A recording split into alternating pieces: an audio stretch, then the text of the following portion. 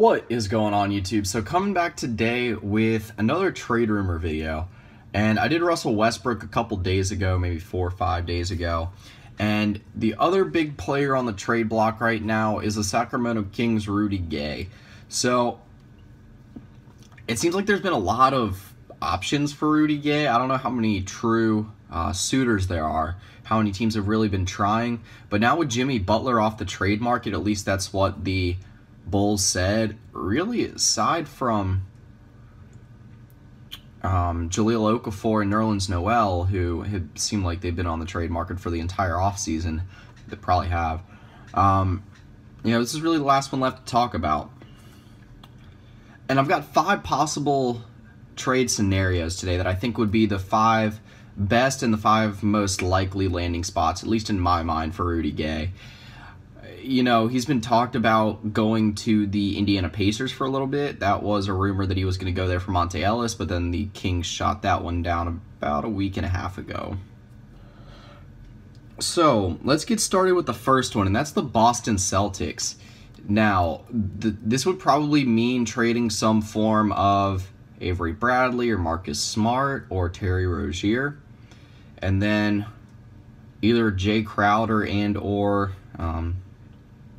Jaylen Brown. It'd be interesting to see if they traded Jaylen Brown after taking him so high, but you never know. Rudy Gay does fill the void they had at small forward a lot better than Jaylen Brown is presumed to. Jaylen Brown's a very specific type of player, but the Celtics need some distance shooting, a guy that can stretch the floor and just be a solid wing. And Rudy Gay fits that better than Jaylen Brown does. Rudy Gay about a 35% career three-point shooter, maybe a little bit less, but granted better than Jaylen Brown was at about, a little bit less than 30% in college, and then you got to extend the line, so it might even drop a little bit more. Again, that's the first one. Second one, Houston Rockets, and I haven't heard this one floated around that much, but I think it's intriguing because I think the Rockets, with re-signing James Harden, they're probably still going to be trying to compete long-term, and you know, they've made some big signings this offseason. Like I said, with re-signing James Harden, they signed Nene. Monty Eunice will probably be gone.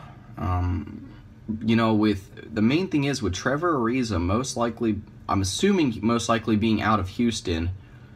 Here, let me look. There was some rumor I was looking at.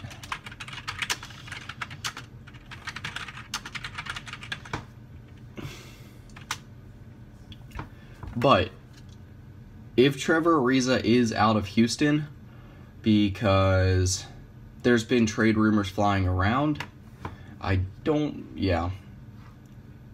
he's not on the free agent market right now, but if he does leave, then that's an intriguing one. It sounds like the Rockets have tried to shop him a little bit.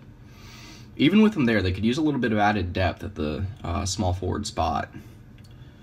Granted, not the biggest need of any team. Third one, Philadelphia 76ers. With Furkan Korkmaz staying overseas this season, that immediately opens up a need at small forward. Granted, Luawu's still there, but the Sixers, I think, were not extremely heavily pursuing Harrison Barnes, but they were pursuing Harrison Barnes, and he signed with the Mavs. I think it'd be a good move. Again, you talked about the whole Jahlil Okafor and Nerlens Noel thing. I don't think the Kings need another center, but Nerlens a guy that can play at the 4. I think it'd be a good move.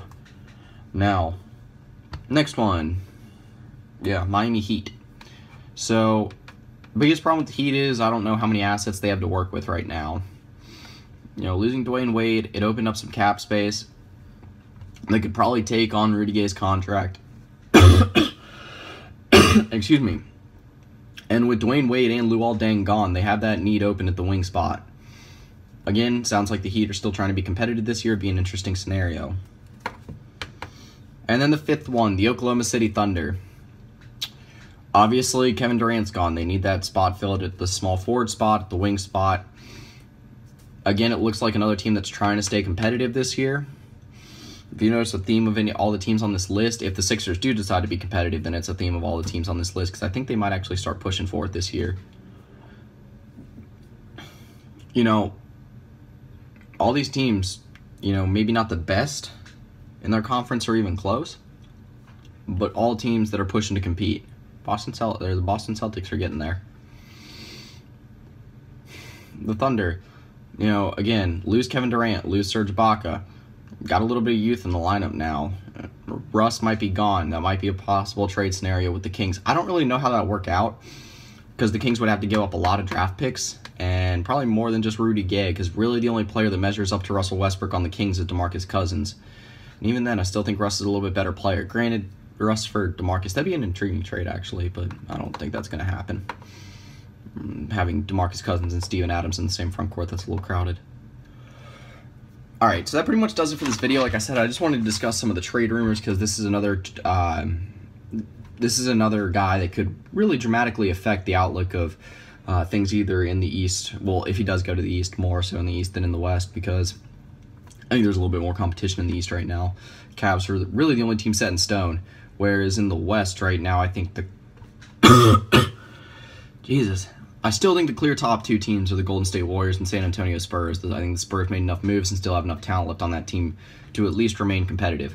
All they lost really was Tim Duncan, and at this point last year, or at the point they were at last year, at the point he was at last year especially, he wasn't doing what he was accustomed to do stats wise, and just effectiveness on the game as normal. He was just up there in age regression, normal stuff.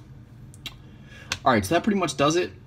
Oh, two more names I wanted to mention that the Kings are shopping: Ben McLemore and Kosta Koufos. So keep those names in mind if they do shop someone, because those are probably other pieces that are going to be in play. See if Ben McLemore can actually make something of himself somewhere else. The guy that's always been highly regarded and held with virtue of high potential out of Kansas. But that's pretty much it. See ya.